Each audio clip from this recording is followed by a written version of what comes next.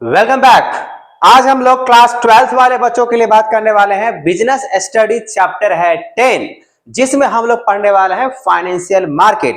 ये business studies का सबसे ज्यादा और आजकल के अगर बातें करें बच्चा, जो मॉडर्न जो अभी तक चल रहा है दुनिया की बातें मैं कर रहा हूं, जिसमें हम लोग जो है ना शेयर मार्केट की बातें करते हैं, ठीक है, बॉन्ड्स की बातें करते हैं, वही हम लोग जो है ना इस चैप्टर में सीखने वाले हैं। किस तरीके से जो है ना किसी भी कंपनी को, किसी भी ऑर्गेनाइजेशन को, किसी भी शॉप्स को, ठीक है ना, किस तरीके से रन करने के लिए मुझे फाइनेंशियल पोजीशंस को चेक करना पड़ता है, जी कहां से पैसा आ रहा है, कहां को पैसा जा रहा है, ठीक है, कैश फ्लो इन हो रहा है कि आउट हो रहा है, कितना उसका रेशियो है, ठीक है ना। ये सब हम लोग जो है ना देखने वाले हैं और साथ ही साथ ये भी देखने वाले हैं, जैसे कि मैंने बोला अभी, स्टॉक मार्केट, बॉन्ड, ठीक है ना, शेयर मार्केट जो आपने नाम सुना है, तो बिल्कुल आज हम लोग इस चैप्टर में डिस्कस करने वाले हैं, ठीक है। तो बच्चों आप लोग वीडियो में बने रहे। और 12th जो क्लास है, जो कि आपको पता ही होगा, बोर्ड एग्जामिनेशन बहुत ही जल्दी नजदीक आने वाला है, तो आप लोग क्या करना, इस चैप्टर को ध्यान से सुनना और समझना होगा, ठीक है। तो चलिए शुरू करते हैं आज के क्लास में। सबसे पहले समझना ये है, ये फाइनेंशियल मार्केट होता क्या है, ठीक है ना। तो फाइनेंस, जैसे अगर बात करें बच्चा, अगर मान लीजिए आपको घर को चलाने के लिए जिस तरीके से आपको खर्चे चाहिए ना, पॉकेट मनी चाहिए, अगर मान लीजिए आप हॉस्टल में रह रहे हैं, कहीं भी पढ़ाई कर रहे हैं, घर पे रह के पढ़ाई कर रहे हैं, तो किसी न किसी तरीके से आपको क्या चाहिए, फाइनेंशियल पोजीशन सही होना चाहिए, तभी तो आगे की बातें आप कर सकते हो। तो उसी तरीके से हम लोग जो है आज जो है आज का जो टॉपिक है फाइनेंशियल मार्केट, इसमें हम लोग बातें करने वाले हैं, ठीक है। तो financial market is a market for the creation and exchange of financial asset. तो हम लोग क्या करते हैं, इसमें फाइनेंशियल एसेट को क्रिएट करते हैं। अगर हम कहीं पे भी अगर इन्वेस्टमेंट करेंगे तो उससे क्या होगा, एसेट मेरे को जनरेट होना चाहिए। अब एसेट में अगर बातें करिए तो लॉन्ग टर्म में बात करिए, जिससे हम लोग फिक्स एसेट की बातें कर सकते हैं या हम करंट एसेट की बातें कर सकते हैं, लेकिन एसेट क्रिएट करते हैं। सिंपल सी बात, अगर मान लो आप दुकान अगर खोले हो, चला रहे हो, तो भाई आपका संपत्ति तो बनना चाहिए ना, एसेट तो बनना चाहिए, वही होता है आपका financial market. So business is a part of economic system that consist of the two main sectors. हाउस होल्ड की बातें कर सकते हैं, ठीक है, which save funds and business funds which are investment these funds. इसका मतलब यही हुआ बच्चा, जो आपको इन्वेस्टमेंट, जो कि आपको पता होना चाहिए, किसी भी चीज को चलाने के लिए सबसे मेन चीज होता है आपका इन्वेस्टमेंट, मतलब फंड होना बहुत ही ज्यादा जरूरी है। So financial market help to the link the savers and the investor. Saver and investor, आप कितना सेव कर पा रहे हो, इन्वेस्टर मतलब कहां पे आप पैसा लगा रहे हो, ठीक है ना। by mobilizing funds between them is doing so performs the allocative funds, ठीक है। अब ये जो बातें लिखा हुआ है बच्चा, एलोक्टिव फंक्शंस, तो एलोक्टिव फंक्शंस का मतलब ये हुआ एलोकेशंस करना, कहां कहां पे आप फंड को जो है कहां कहां पे पैसा लगा सकते हो, ठीक है ना। क्योंकि फाइनेंशियल मार्केट का मतलब ये भी आपको समझ में रखना होगा, जब मार्केट में एक ही जगह पैसा और एक ही डायरेक्शंस में अगर कहें तो नहीं लगाते लोग, ठीक है ना, अलग अलग जो है ना एलोकेट करते हैं उसको। अब अलग अलग एलोकेट करते हैं फंड, चाहे फंड कम रहे या फंड ज्यादा है, ठीक है। सो बोला यहाँ पे इट एलोकेट्स या direct funds available for the investment into their most productivity investment opportunity. कहने का मतलब यहाँ पे आप समझ में आ गया होगा, जो आपके लिए सबसे मोस्ट और प्रोडक्टिविटी इन्वेस्टमेंट अपॉर्चुनिटी क्या है, आप किस डायरेक्शन में पैसा लगाना चाहते हो, ठीक है ना। आपके मार्केट तो आपको पता है, ये मार्केट बहुत ही ज्यादा लार्ज है, ठीक है ना। अब लार्ज मार्केट में अगर बातें करें, इन्वेस्टमेंट की अगर बातें आता है, तो आपको ये देखना होता है मुझे सबसे ज्यादा प्रोडक्टिविटी वाले, या तो यूं कह सकते हैं जो सबसे ज्यादा प्रॉफिट मुझे कहां मिलेगा, है ना, वहीं पर आप इन्वेस्ट करेंगे, ठीक है। The process by which the allocation of funds is done called financial intermediate. अब ये जो इंटरमीडिएशन की अगर बातें करें बच्चा, आप तो पैसा लगाते हो, फंड तो लगाते हो। एक सिंपल से एग्जांपल्स अगर मैं आपको दूं, जैसे मान लीजिए आप LIC की बात करते हो, ठीक है ना, तो LIC में हम लोग पैसा क्या करते हैं, जमा करते हैं। अब LIC वाला हम लोग को जो है ना पूरे तरीके से रिस्क को कवर करता है, और हम लोग को क्या करता है, जितना पे बातें होता है, जो आपको इतना कवरेज मिलेगा, इतना आपको पैसा मिलेगा, तो पैसा वो कहाँ से लेके देगा, क्या पैसा वो अपने घर में रख के और फिर वो लौटाता है, ऐसा नहीं होता है। वो LIC वाले जो आपको एग्जाम्पल में बता रहा हूँ, वो क्या करेगा, पैसा को मार्केट में लगाएगा, इन्वेस्ट करेगा, और उससे वो इंटरेस्ट कमाएगा, और उसके हिसाब से आपको जो बातें वादे हुआ था बॉन्ड पेपर पे, उसके हिसाब से आपको रिटर्न करेगा। ठीक है, तो इसी तरीके से हम यहाँ पे एक इंटरमीडिएशन की बात करते हैं। जो हम लोग पैसा जो मार्केट में इन्वेस्ट करते हैं ना, तो मान लीजिए हम इन्वेस्टर हुए, तो मेरे पास पैसा तो रहना चाहिए ना, हम इन्वेस्टमेंट करना तो चाहते हैं लेकिन पैसा तो रहना चाहिए। तो हम पैसा कहां से लाएंगे, उस फंड को कहां से हम जमा करेंगे और हम कहां पे लगाएंगे, वो एक जो इंटरमीडिएट जो कोई भी बीच में आएगा पैसा को लगा के फिर वो रिकवर करके देगा, वही इंटरमीडिएशन की बात कर रहे हैं। So financial market exist wherever financial transactions occurs, जहां पे भी फाइनेंशियल ट्रांजैक्शंस की बातें होगा। Financial transactions could be form creation of financial asset such as the initial issue of shares and debentures. तो आप लोग को पता ही होना चाहिए बच्चा, जो शेयर्स और डिवेंचर्स क्या होता है। तो शेयर्स का मतलब होता है मालिक, ठीक है ना। जैसे मान लीजिए आप कोई कंपनी के आपके प्रमोटर है, प्रमोटर पता होगा, ठीक है ना, कंपनी को बनाने वाले। तो आप कंपनी बना लिए, आप शेयर को क्या कर रहे हैं, इशू कर रहे हो, भाई आप लोग मेरे कंपनी में पैसा लगाओ और जो भी प्रॉफिट्स होगा उसके हिसाब से आपको जो है ना शेयर्स दिया जाएगा। तो एक तो हो गया, उसे मालिकाना हक मिलेगा। शेयर्स का मतलब ये होता है ऑनरशिप, है ना। तो ऑनरशिप शेयर्स का मतलब मिलेगा, लेकिन डिवेंचर्स का मतलब क्या होता है, हम लोग क्या कहेंगे भाई, जैसे मान लीजिए अगर मैं ये कहूं, अगर मैं कंपनी अगर खोलना चाहता हूं तो मैं ये कहूंगा चलो मैं कंपनी खोल दिया, अब मुझे जो पैसा जो चाहिए वो लोन के रूप में चाहिए। और फिर जब कंपनी चलेगी या उस तरीके से चले या ना चले, ठीक है ना, लेकिन जो हम किसी से पैसा लेंगे उसको एक लोन के रूप में। डिवेंचर्स का मतलब क्या होता है, एक तरीके से लोन के रूप में। तो डिवेंचर जो होता है वो कभी मालिक की बातें नहीं करता है, मतलब अपने को मालिक नहीं समझेगा जब तक कि कंपनी उसको जो है ना ऑथराइजेशन नहीं दे सकता।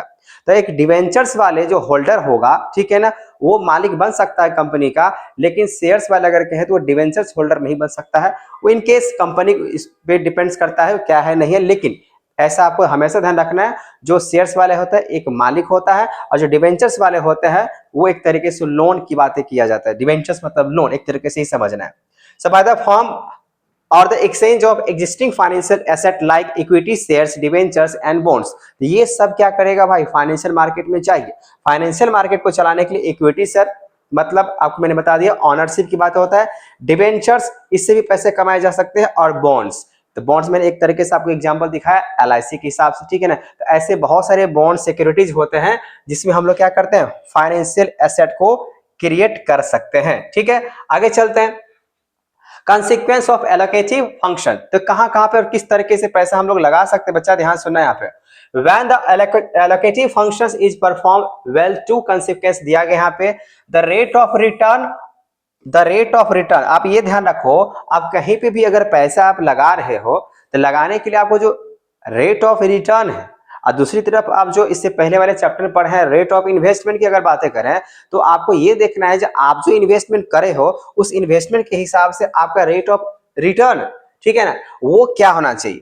तो rate of return offer to the household would be the higher, पहली बात ये हो गया। दूसरी बात ये, स्केयर रिसोर्सेज, रिसोर्सेज क्या होता है, जहां पे आपको लगे सारे जरूरतों को पूरा यहां से किया जा सकता है। मतलब हम कह सकते हैं यहाँ पे whenever where need satisfied, जब आपकी जो नीड्स है जहां तक आपको लगे हाँ भाई यहाँ तक सेटिस्फैक्शन है, हम यहाँ तक जिन इसको इन्वेस्टमेंट कर सकते हैं, यहाँ पे रेट ऑफ रिटर्न सही है, ठीक है ना, तो आपके लिए सही रहेगा।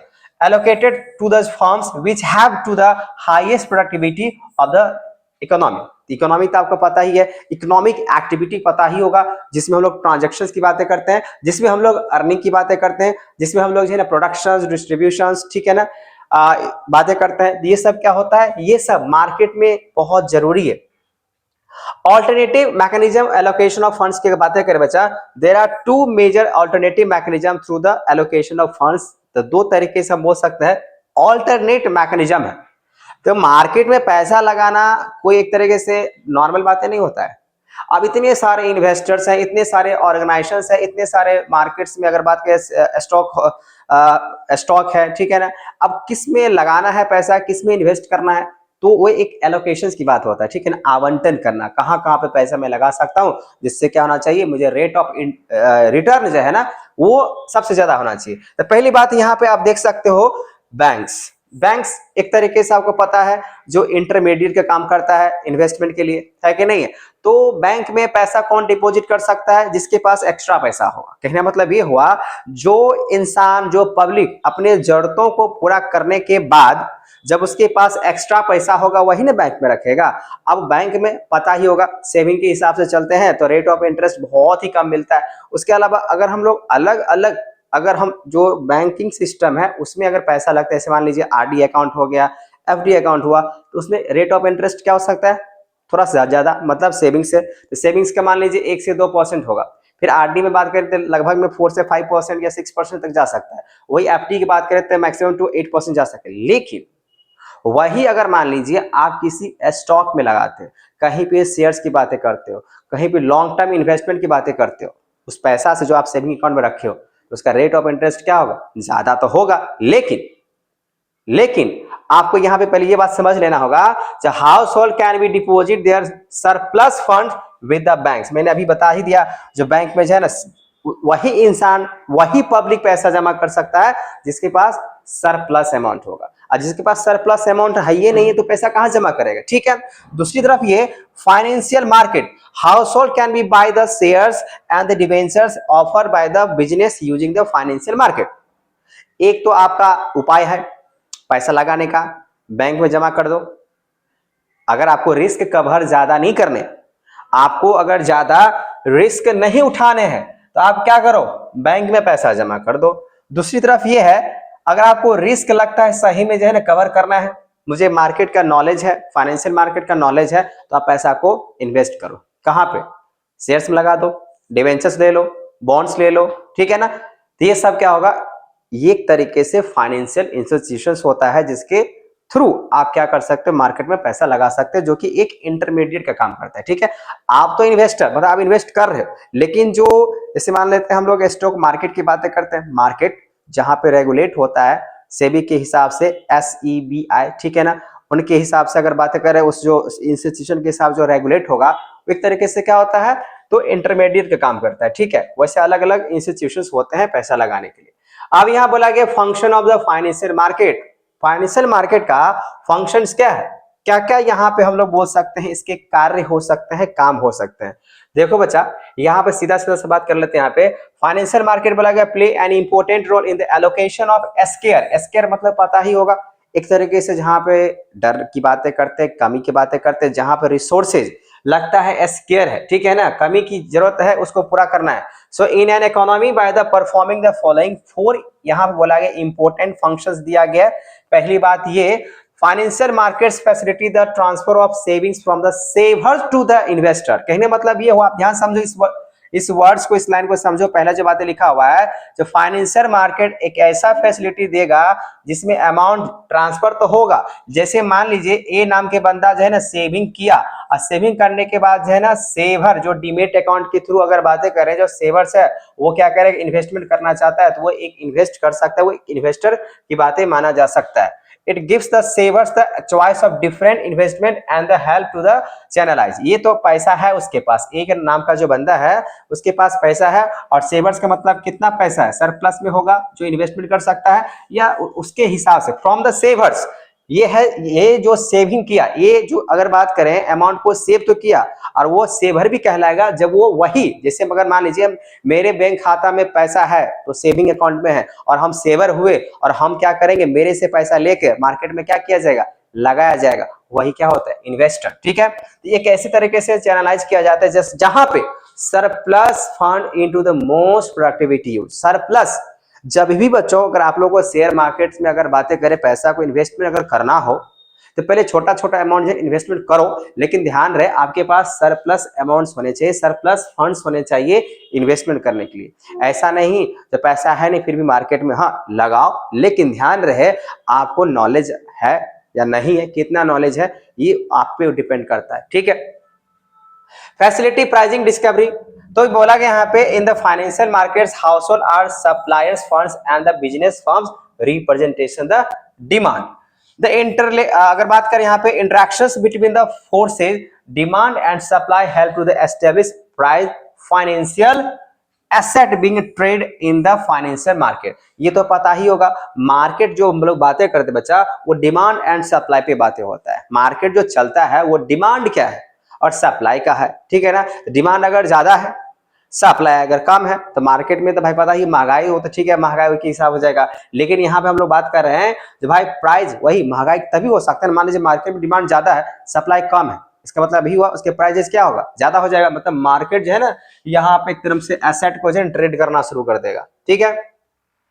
दूसरी बात लिखा है यहाँ पे, providing liquidity to financial asset, तो financial market facility easy purchase and sale of financial asset. आप स्टॉक मार्केट में जाओ या कहीं पे भी अगर बात करो, वो भी मार्केट में अगर बातें करें, एसेट को परचेज करो, सेल करो, परचेज करो, सेल करो, ठीक है। फाइनेंशियल मार्केट, ये आप ध्यान से देख सकते हो बच्चा, लिक्विडिटी टू फाइनेंशियल एसेट की बात मैं कर रहा हूं। तो लिक्विडिटी का मतलब होता है जो वैसा प्रॉपर्टीज, वैसा एसेट जो हम जो है ना खरीद के तुरंत अगर कहें आसान तरीके से बेच सकते हैं फाइनेंशियल मार्केट में, ठीक है। फाइनेंशियल मार्केट बोला कि प्रोवाइड किया जाता है liquidity to financial assets so that they can be easily converted into cash whenever required. तो हम फाइनेंशियल मार्केट की जब बातें कर ही रहे बच्चा, जब हमको पैसा की जरूरत होगा भाई, हम जो है ना अपना फाइनेंशियल मार्केट के हिसाब से पैसा उस सिक्योरिटीज को या उस एसेट को परचेज करेंगे और अपना जो है ना पैसे को कन्वर्ट कर लेंगे जब मुझे कैश की जरूरत होगा। So holders of asset can be readily sell their financial asset through the mechanism of the financial market, reducing the cost of transaction. तो बोला कि financial market provide valuable information about the securities. देखो बच्चा, financial market जो होता है वो बोला कि मार्केट के बारे में एक वैल्यूएबल इंफॉर्मेशन देता है, जिसमें सिक्योरिटीज की बातें करें, ट्रेड की बातें करें, ये सारी बातें जो है ना फाइनेंशियल मार्केट के हिसाब से लिखा हुआ रहता है। और ये फाइनेंशियल मार्केट एक ऐसा प्लेटफॉर्म होता है बच्चा जिसमें अगर कहें तो आपको हर एक जो मार्केट से रिलेटेड जो बातें हैं वो आपको जानकारी दे सकता है, ठीक है। तो फाइनेंशियल आपको समझ में आ रहा है फाइनेंशियल फैसिलिटी क्या हो सकता है। चलो अब बात करते हैं टाइप्स ऑफ फाइनेंशियल मार्केट, कितने तरीके के जो है ना मार्केट्स होते हैं। तो सबसे पहले बात आप यहाँ पे देख सकते हैं बच्चों, there are two segment of the financial market है। देखें, एक तो है सेगमेंट दिया गया, पहला आप क्या देख सकते हो, मनी मार्केट, दूसरा क्या दिया है, मार्केट कैपिटल मार्केट। तो अगर हम लोग एक एक करके समझे, जो फाइनेंशियल मार्केट को दो सेगमेंट्स में डिवाइड करें, एक तो मनी मार्केट जिसमें हम लोग बैंकिंग सिस्टम की बातें करते हैं, और दूसरा कैपिटल मार्केट जिसमें लॉन्ग टर्म इन्वेस्टमेंट की बातें करते हैं, शेयर्स की बातें करते हैं, डिबेंचर्स की बातें करते हैं, है ना। इसको हम लोग समझते हैं। तो बोला कि यहाँ पे सबसे पहली बात मनी मार्केट की बात कर रहे हैं बच्चा। Money market is a market for short term funds which deals with a monetary asset whose period of maturity is up to the 1 year। क्योंकि ये शॉर्ट टर्म के लिए होता है, आप आरडी कराओ, एफडी कराओ, जो एक मनी मार्केट है जो बोला है कि लगभग में 1 साल के अंदर में जो भी आपके एसेट के वैल्यू बढ़ेगा घटेगा वो आपको मैच्योरिटी के हिसाब से पेड कर दिया जाएगा।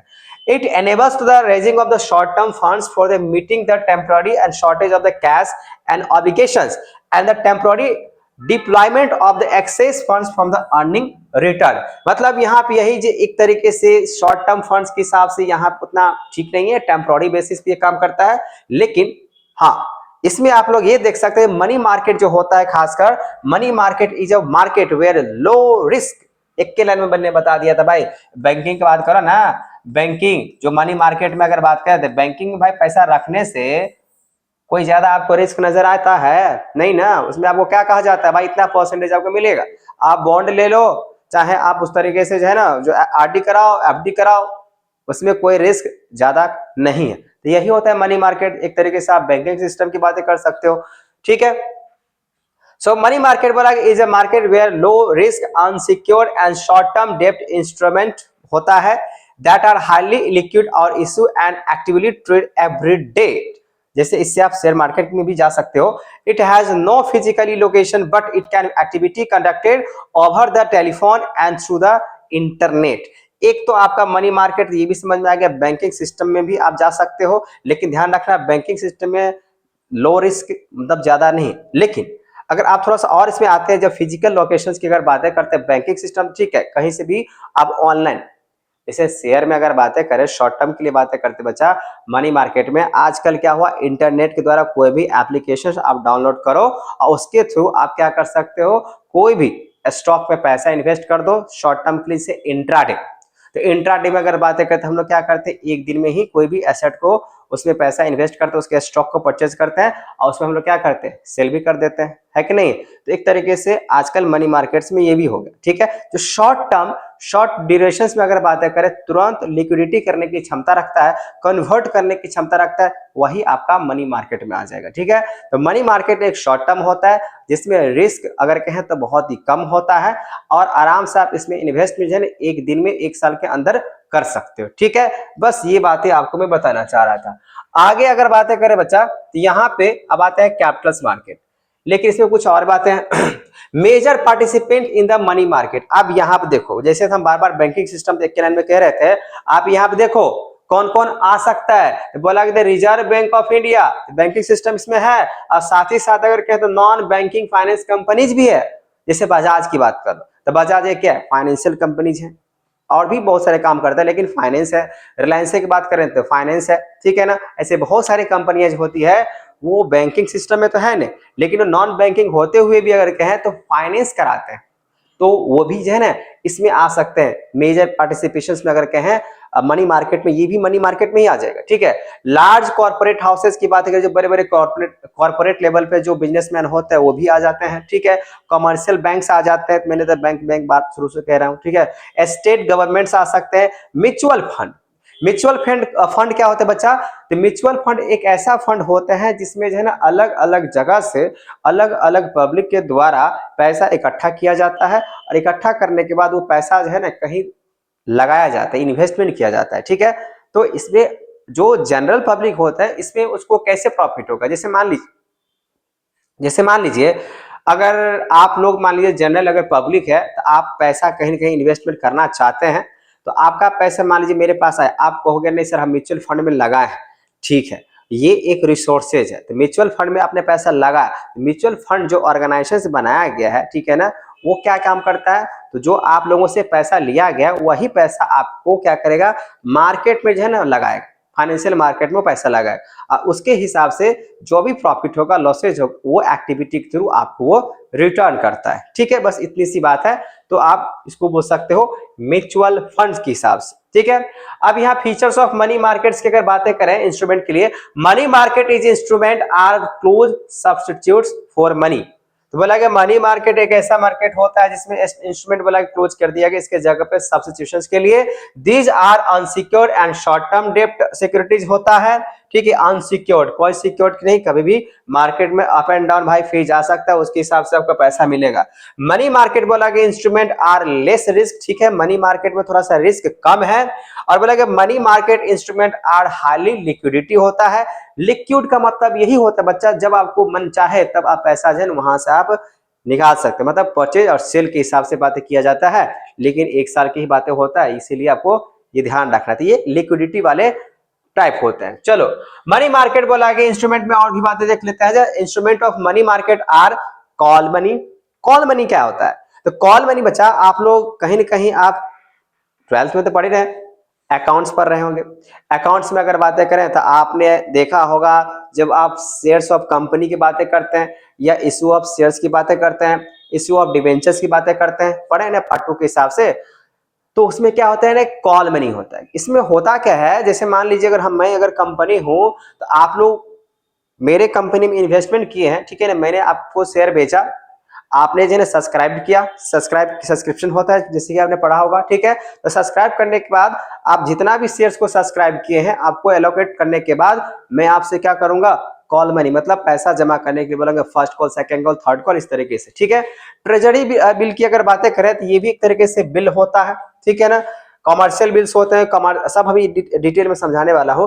कमर्शियल पेपर हो गया, सर्टिफिकेट ऑफ डिपॉजिट्स होगा, ये सब इंस्ट्रूमेंट है। इंस्ट्रूमेंट का मतलब खिलौना की बातें नहीं कर रहा हूं, औजार की बातें नहीं कर रहा हूं। इंस्ट्रूमेंट का मतलब यहाँ पे आप कह सकते हैं इसमें कौन कौन चीज को शामिल कर सकते हो। मनी मार्केट में आप कौन कौन चीज को शामिल कर सकते हो, तो इसमें आपने देखा जो कॉल मनी आ सकता है, ट्रेजरी बिल आ सकता है, कमर्शियल बिल आ सकता है, कमर्शियल पेपर आ सकता है, डिपॉजिटरी सर्टिफिकेट या सर्टिफिकेट ऑफ डिपॉजिट आ सकता है। ये सब के एक इंस्ट्रूमेंट है जो कि मनी मार्केट में चलता है, और इसमें यही सब क्या किया जाता है, तो एक दूसरे को फाइनेंस किया जाता है, इसमें इसी तरीके के काम को निकाला जाता है, ठीक है। अब यहाँ पे एक एक करके आपको समझाते हैं। जैसे कॉमर्शियल पेपर, जिसको हम लोग ब्रिज फाइनेंसिंग भी नाम से जानते हैं। बोला कि यहाँ पे ये क्या होता है भाई, कमर्शियल पेपर्स, बोला कि it is a short term unsecured promissory notes होता है, negotiable and transferred by endorsement and delivery with the fixed maturity period. जैसे ये हुआ, आप किसी से अगर सामान अगर लेते हो या आप मान लो सिंपल से पैसा अगर जमा करते हो, तो आपको एक डेट ऑफ जो पीरियड टाइम दिया जाता है, जब भाई इतना दिन के बाद ये सब के बाद आपका जो है ना कंप्लीट हो जाएगा, मैच्योरिटी डेट हो जाए। आप एलआईसी लियो, जब एलआईसी अगर लिए हो तो एलआईसी में आपको बॉन्ड पेपर मिलता है कि नहीं मिलता, तो उसी तरीके से आप कह सकते हो उसका जो डेट ऑफ मैच्योरिटी जैसे हुआ, अब उसके हिसाब से उसको कैश करा सकते हो। तो बोला कि यहाँ पे या तो इसको इंडोर्स करा सकते हो, ट्रांसफर करा सकते हो। इट इज यूजुअली हैज, बोला कि maturity period of 15 days to 1 year भी हो सकता है। लेकिन हम लोग तो बात कर रहे हैं कमर्शियल पे, वो तो आपको एग्जांपल के लिए बात किया है। जैसे क्या होता है ना, मान लीजिए आप किसी से प्रोडक्ट लिए हो, अब प्रोडक्ट में जो है ना ग्रेस पीरियड रहता है 3 दिन के हिसाब से, 4 दिन के हिसाब से लेट पे आप ना दे सकते हो, ठीक है। आप मान लो सामान वहां से आपके पास आ गया और बोला गया जो भी भाई बिल आएगा, अब इतने महीने के अंदर में आपको क्या करना है, आपको जैसे कि यहाँ पे देख रहे बच्चा 15 दिन से 1 साल के अंदर में बोला गया है क्या हो जाना चाहिए, वो खत्म हो जाना चाहिए। तो जो भी आप कहीं से भी कस्टमर के द्वारा, जैसे मान लीजिए आप कोई दुकान खोले हो, कोई प्रोडक्ट लेके बेचने के लिए वहां से खरीद के लाए हो, लेकिन बिल नहीं दिए, है ना, तो वहां पे कौन सा बिल आ जाता है, कमर्शियल पेपर के हिसाब से। तो आपको एक रहता है टाइम, भाई इतना दिन के बाद पैसा आपको पहुंचाना है, ठीक है, देना है। पर्पस सब बोला कि फंड्स बोला कि रेज थ्रू द, अब यहाँ पे समझो कमर्शियल पेपर्स की अगर बातें करें तो क्या क्या बातें हो सकता है। तो बोला कि यहाँ पे it provide short term funds for seasonal and working capital needs होता है to meet the flotation cost new issue of securities. For example देखो, ब्रोकरेज हो गया, कमीशन हुआ, printing of applications, advertising etcetera, ऐसे को हम लोग बोल सकते हैं ब्रिज फाइनेंस करना है। ये सब जो देख रहे हैं ना, ये सब ब्रिज फाइनेंस करवाता है और उसके हिसाब से कमीशन, ये सारी चीजें हुआ, इसे कमर्शियल पेपर पे कमाता है। The issue of commercial paper बोला is an alternative to bank borrowing, it is sold and discount and the redeemed at par. जैसे कि आप डिवेंचर्स भी पढ़े होंगे, उसी तरीके से शेयर भी आप पढ़े हैं, इशू ऑफ शेयर, जिसमें आप एट पार, एट प्रीमियम और एट डिस्काउंट। तो एट पार का मतलब क्या होता है, जितना पे भी अगर आपका, अगर मान लीजिए आपने परचेज किया उतना ही अगर बेच रहे हो तो एट पार हो जाएगा। अब जितना है उससे ज्यादा में बेच रहे हो तो एट प्रीमियम हो जाएगा। लेकिन अब जितना में आप परचेज किए उससे कम में बेच रहे हो तो क्या हो जाएगा, डिस्काउंट। तो कुछ इस तरीके से काम करता है। ट्रेजरी बिल, जिसको हम लोग जीरो कूपन बॉन्ड बोलते हैं, खासकर ये डिवेंचर्स वाले केस में आपको देखने को मिला होगा। तो ट्रेजरी बिल बोला कि are issue by the Reserve Bank of India on behalf of government of India. These bills enables the government to get short term borrowing as these bills unsold banks and general public को बेच दिया जाता है। These bills are negotiable। negotiable का मतलब understanding होना चाहिए, आपस में जो भी बातें होगा, मीटिंग हुआ होगा, समझदारी हुआ होगा, उसके हिसाब से नेगोशिएबल मतलब आपस में मिलने के बाद जो बात को सुलझा के और जो खास मुद्दा, खास पॉइंट को तैयार किया जाता है, वो होता है नेगोशिएबल वाले बातें कर सकते हैं, जो मिनिमम में समेटा जा सकता है। Negotiable instrument and are freely transferable, so these are issue at discount, so these are considered क्या यहाँ पे लिखा हुआ है, सेफेस्ट इन्वेस्टमेंट, मतलब सेफेस्ट लिखा हुआ है, मतलब इसमें कोई रिस्क की जाता बातें नहीं है, ठीक है। Investment as these are the issue by the RBI. The maturity period of the treasury bill vary from the 14 days to 364 days. These are called zero coupon bonds. They are issued at the price lower than their face value and repaid at par. So these are the available for minimum amount of 25,000 and the multiple of therefore. इससे minimum लगे 25,000 पे issue कर सकता है RBI के हिसाब से, और उसके अलावा इसका मल्टीपल देख लो, 25 लाख, 30 लाख, मतलब जो भी होगा इसका मल्टीपल। कमर्शियल अगर यहाँ पे बिल की बात करें तो बोला यहाँ पे it is a short term negotiable self liquidity instrument which is used finance credit sales forms, जैसे कि मैंने अभी बता रहा था, ठीक है ना, कमर्शियल बिल के लिए, जिसमें exchange used to finance the working capital requirement business firm. The seller could be wait बोला कि टिल द स्पेसिफिक डेट या make use of bill of exchange. जैसे कि अभी मैंने बोला भाई आप किसी सामान परचेज किए हो, वो आपको सामान बेचा है और वो आपको एक बिल लिख दिया है, ठीक है ना। बिल लिखने के बाद बोला एक ड्रॉअर, जो कि सेलर होता है, जो सामान बेचा है उसको क्या बोलते हैं, ड्रॉअर, और जो सामान लिया जिसको पे करना है उसको बोलते हैं ड्रॉई बोलते हैं, ठीक है। तो बोला कि यहाँ पे the goods and draw and the bill and the buyer draw accepted. So on being accepted the bill become marketable instrument and the call trade bill. यही होता है ट्रेड बिल बोलो, कमर्शियल बिल बोलो, ठीक है ना। और एक तो कमर्शियल पेपर तो समझ में आ गया, इसमें हम कमीशन की बातें करते हैं, ब्रोकरेज की बातें करते हैं, उसमें वो कमर्शियल पेपर। यहाँ पे बात करें बिल, तो कमर्शियल जो क्या बोलते हैं यहाँ पे जो बिल होता है वो क्या होता है। तो अभी आपने देखा भाई, जैसे मान लीजिए हम सेलर हैं, आप परचेजर हैं, तो आप मुझसे अगर सामान अगर खरीदे हो, उसके बाद मैंने आपको बिल लिखा, बिल लिखने के बाद जो आपको डेट है ड्यू डेट का, उसके हिसाब से पैसा जमा कर रहे हो, तो आप जो हो गए वो हो गए ड्रॉई, और मैं यहाँ पे आपको सामान बेचा तो मैं हो गया यहाँ पे ड्रॉअर, ठीक है। दोनों के बीच में एक बिल की बात तैयार किया जाएगा जिसमें ट्रेड करना होता है, ठीक है ना, इसको ट्रेड बिल भी हम लोग बोल सकते हैं। बोला गया दीज बिल्स कैन बी बोला गया discounted with the banks with the seller needs, discounted के हिसाब से भी हो सकता है। Fund before the bill mature, when trade bill is accepted by the commercial banks it is known as commercial bill. चलो अब आते हैं कॉल मनी पे। कॉल मनी तो इसे बता चुका हूं मैं। कॉल मनी बोला कि short term finance used by inter bank transaction. Call money is a method by which the banks borrow from the each month to the able to maintain cash reserve ratio. It is repayable and demand with the maturity period of the 1 day to the 15 days. The interest rate paid on call money loan is known as call rate. जैसे आपने loan लिया और loan लेने के बाद जो आपसे EMI के थ्रू आपसे पैसा जो मांग रहा है ना, एक तरीके से वो क्या कह सकते हो बच्चा, वो कह सकते हो ये कॉल मनी ही होगा, ठीक है ना।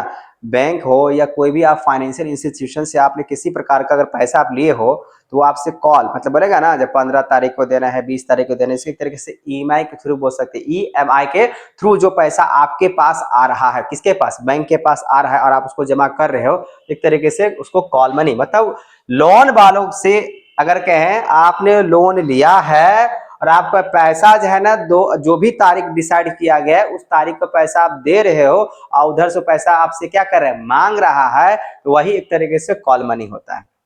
अब है सर्टिफिकेट ऑफ डिपॉजिट, बोला it is a time deposit which can be sold in the secondary market only the banks. CD, it is a bearer certificate to also negotiable instrument and can be transferred easily. CD is issue banks कर सकता है। CD जो आप देख रहे बच्चा यहाँ पे सर्टिफिकेट ऑफ डिपॉजिट, ये कौन कर सकता है, बैंक ही कर सकता है, चाहे वो आप FD कराओ RD कराओ, ठीक है। अब ये सब होने के बाद बच्चा हम लोग आप बात करते हैं कैपिटल मार्केट, जो कि कैपिटल मार्केट की अगर बातें करें तो कैपिटल मार्केट आप किसको कह सकते हो, तो कैपिटल मार्केट यहां पे अगर देख ले बच्चा तो बोला गया capital market refer to the facility and institutional arrangement through which medium and long term funds, जैसे मनी मार्केट तो आपको समझ में आ गया, मनी मार्केट में हम लोग क्या देखे जिसमें शॉर्ट टर्म की बात होता है, लेकिन कैपिटल मार्केट में अगर देख ले बच्चा तो यहां बोला गया है एक ऐसा मार्केट है जिसमें लॉन्ग टर्म की इन्वेस्टमेंट की बातें करेगा, चाहे वो डेब्ट की बातें हो, इक्विटी की बातें हो, ठीक है ना, ये सब आता है, ठीक है। यही होता है आपका कैपिटल मार्केट। तो कैपिटल मार्केट में अगर थोड़ा सा इसके इंपॉर्टेंट जो टॉपिक्स है, पॉइंट्स है, उसको अगर मैं बता दूं, deals in long term investment, capital market हमेशा क्या करेगा, लॉन्ग टर्म में डील करता है। दूसरी बात, the link between savers and investment opportunity होता है, मतलब ये the capital market is a crucial link, एक ऐसा लिंक होता है जिसमें बोला गया between saving and the investment process होता है। The capital market transfer money from the savers to the entrepreneurial ब्रॉड्स, तो जो भी अगर बिजनेसमैन है, जो भी पैसा लगा, मैंने बता दिया मेरा अगर पैसा है तो सेविंग हुआ और हम ही सेवर्स हुए और मेरे द्वारा इन्वेस्ट किया गया किसी थर्ड पार्टी के हिसाब से और किसी भी एंटरप्रेन्योर के द्वारा, तो एक तरीके से वो कैपिटल मार्केट में ही आ जाएगा, जिसमें उसके पूरे अपॉर्चुनिटी होता है पैसा को इन्वेस्टमेंट करने के। यूटिलाइजेज द इंटरमीडिएरी, ठीक है, बिना इंटरमीडिएट का जो है ना आप इन्वेस्टमेंट बड़े मार्केट में, कैपिटल मार्केट में नहीं कर सकते हो। डिटर्मिनेशन ऑफ कैपिटल फॉर्मेशन, और क्या होता है कैपिटल मार्केट्स में पैसा ही पैसा है, उसमें कैपिटल जो है ना गेन होता है। The activities of the capital markets determining the rate of capital formation in economy, the capital market offers attractive opportunity to those who have surplus fund to that, अगर कहें इन्वेस्टमेंट मोड, जिसके पास surplus amount होगा वही क्या करेगा, capital market में भेजेगा।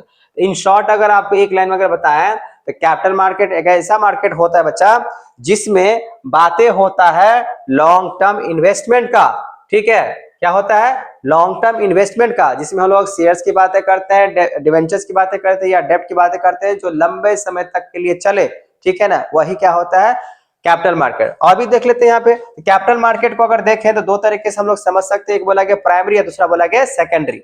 Primary क्या हो सकता है, the primary market is also known as the new issue market, ठीक है, it deals with the new securities being issue for the first time. तो ये एक तरीके से ऐसा होता है जो कोई भी कंपनी वाले ऑर्गेनाइजेशंस वाले जो पहली बार मार्केट में जो ना शेयर को इशू करता है, ठीक है ना, सिक्योरिटीज को इशू करता है, उसके बारे में डील करता है, तो हो जाता है प्राइमरी। प्राइमरी बोला गया capital market directly contributes in the capital formation because in primary markets company goes directly to the investor and utilize these funds for the investment in the building plants machinery etc etc। तो ये सब में क्या कर सकते हैं, इसको बोलते हैं प्राइमरी कैपिटल मार्केट। इसमें क्या होता है, जो इन्वेस्टर्स होते हैं ना वो डायरेक्ट जो है ना आप कहीं भी पैसा लगा सकता है, चाहे वो मशीन खरीद ले, जमीन खरीद ले, प्लांट्स तो पौधे की यहाँ पे नहीं बात कर रहे हैं, मतलब जो मशीनरी होता है, प्लांट बड़ा बड़ा फैक्ट्री इंडस्ट्री जो प्लांट्स लगाते हैं उसकी बात कर रहा हूँ, ठीक है। इसमें क्या होता है, डायरेक्ट इन्वेस्टमेंट करेगा। अब इसमें अगर थोड़ा सा और भी बात कर ले, समझ ले यहाँ पे, तो बोला गया public issue through the prospectus. तो प्रोस्पेक्टस क्या होता है बच्चा, तो प्रोस्पेक्टस किसी भी कंपनी के एक तरीके से मेमोरेंडम ऑफ एसोसिएशन के द्वारा बातें, जैसे MOA, एक मेमोरेंडम छोटा सा अगर बातें जो कंपनी का विजन क्या है, ठीक है ना, कंपनी का अगर बातें करें रूल्स रेगुलेशंस क्या है, तो वो सब बातें उसी तरीके से प्रोस्पेक्टस में भी लिखा हो रहता है, वैसे से बातें जिसमें कंपनी कहाँ पे पैसा किस तरीके से किस रेट से पैसा लगाएगा नहीं लगाएगा रिकवर करेगा, तो सारे बातें उसमें डिटेल्स में लिखा हुआ रहता है, वही क्या होता है prospectus. So under this method the company issue prospectus to inform and attract the general public. So prospectus company provides details about the purpose which funds being raised, ठीक है, the past financial performance of the company। तो एक देखा जाता है वही जो मैंने अभी बताया, जो प्रोस्पेक्टस का मतलब होता है जो कंपनी के बैकग्राउंड, कंपनी जो है फ्यूचर्स में क्या क्या करना चाह रहा है, किस तरीके से पैसा पब्लिक में जो है लगाया जा रहा है, किस तरीके से है ना सब्सक्रिप्शन लेना चाहता है, एडवर्टाइजमेंट मैगजीन्स के थ्रू जो है ना अपने बातों को अपने विजन्स को पहुंचाना ही एक प्रोस्पेक्टस की बातें होता है। आप अलग अलग स्कूल में जब जाएंगे या किसी भी जगह पे जाते हैं, कोचिंग इंस्टीट्यूशन में जाते हैं, तो पहले आपको एक जन एक प्रोस्पेक्टस थमा देता है, देखिए मेरे स्कूल में ये सब पहले बीत चुका है और ये सब होता है, इसका ये है ना प्राइज है ना, एक तरीके से वो क्या होता है प्रोस्पेक्टस होता है। उसी तरीके से फाइनेंशियल मार्केट में खासकर हम लोग यहाँ पे कैपिटल मार्केट जो बातें कर रहे हैं बच्चा, इसमें भी एक प्रोस्पेक्टस होता है, इसमें कंपनी का विजन, अगर बात करें फ्यूचर पास्ट सब जो है ना बातें वहां पे मेंशन की बात होता है। ऑफर फॉर सेल की बातें करें, under this method new securities are offer to the general public, but इसमें बोला गया है प्राइमरी की बातें करें ना, तो प्राइमरी बोला गया इसमें ऑफर किया जाता है, भाई मैंने कंपनी को बनाया है, आप मेरे कंपनी में क्या करो इन्वेस्टमेंट करो, ठीक है ना। लेकिन इसमें एक दिक्कत है, बोला कि यहाँ पे but not directly by the company but an intermediate who buyer who lot of securities from the company. So generally the intermediate are the forms of broker के थ्रू हम लोग करवा सकते हैं, कंपनी के जो शेयर्स होते हैं उसको बेचवा सकते हैं, ठीक है। प्राइवेट प्लेसमेंट बोला गया is the allotment of securities by the company to institutional investor and some selected individuals. It has to the raise capitals offer quickly than the public issue। the public issue करता है ना भाई, public के द्वारा अगर बात करें, so access to the primary markets can be expensive on account of various mandatory and the non mandatory expenses होता है, ठीक है। प्राइवेट प्लेसमेंट है ना, क्योंकि पहले मार्केट में अगर आ गया तो उसका तो IPO वैसे भी नहीं सही तरीके से मिलता है। Right issue for existing company, this is the issue of new shares to existing share holders, it is called right issue.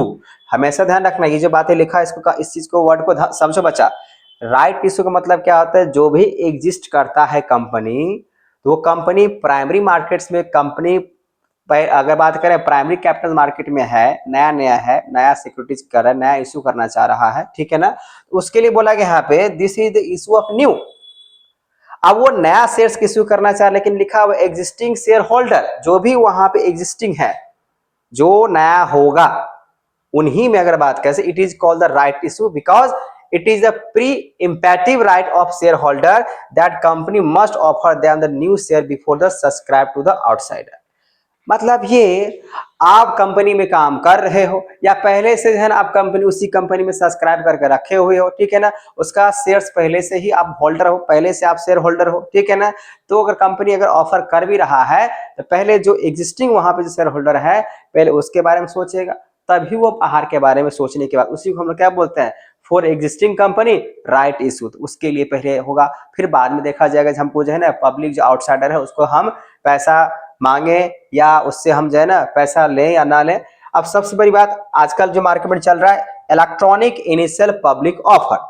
आप कोई भी एप्लीकेशन जब डाउनलोड करोगे, खासकर फाइनेंशियल से रिलेटेड, जैसे आप मान लो आप स्टॉक मार्केट में पैसा लगाना चाह रहे हो, चाहे ग्रोथ की बात करो, ग्रोथ है ठीक है ना, ग्रोथ की बात करें, विरोधा की बातें करें, ठीक है ना, ऐसे बहुत सारे एग्जांपल्स है बस। तो हम उसको क्या कह सकते हैं, उसके द्वारा आईपीओ रिलीज किया जाता है। आईपीओ मतलब यहाँ पे अगर हम लोग कहें तो इनिशियल पब्लिक ऑफर, मतलब ये अगर मैं एक कंपनी वाला हूं, मैंने एक कंपनी बनाया और हम चाहते हैं मेरे कंपनी में पब्लिक लोग जो है ना पैसा जो है ना इन्वेस्टमेंट करें, तो हम क्या करेंगे, एक आईपीओ लॉन्च करें, एक लॉन्च करे 10 करे उसके हिसाब से, मतलब जब भी कंपनी को मतलब मुझे जब भी अगर जरूरत पड़ेगा मैं क्या करूंगा, एक आईपीओ लॉन्च कराऊंगा। अब बोलूंगा भाई मुझे पैसे की जरूरत है, जरूरत मतलब क्या, मुझे इन्वेस्टमेंट करना है, तो आप लोग इसमें पैसा अगर लगाना चाहते हो तो लगाओ, और उसके हिसाब से आपको सर्टेन रेट ऑफ इंटरेस्ट आपको भी मिलेगा, मिलजुल के चलाएंगे कंपनी, ठीक है ना। अच्छा, जब हम उसके शेयर्स अगर परचेज करते हैं किसी भी कंपनी का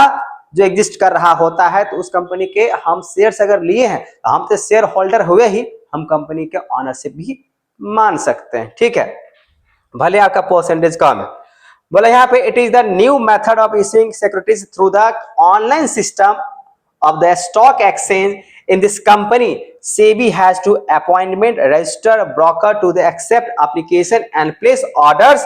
The manager coordinates to the activities to the various intermediary connected with the issue. वैसे तो आपको मैंने बता ही दिया एग्जाम्पल, ग्रोथा या ग्रोथ, विरोधा, इस तरीके से एप्लीकेशंस होते हैं, ऐसे बहुत सारे एप्लीकेशन है, लेकिन इस सारे एप्लीकेशंस पे आरबीआई के थ्रू बनाया गया रूल्स रेगुलेशंस के हिसाब से एक सेबी होते हैं, SEBI, stock exchange board of India, वो क्या करते हैं, निगरानी रखता है सारे एप्लीकेशंस पे।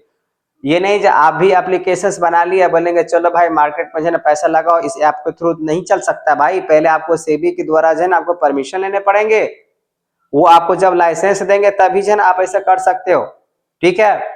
तो ये तो हुआ अलग बात है।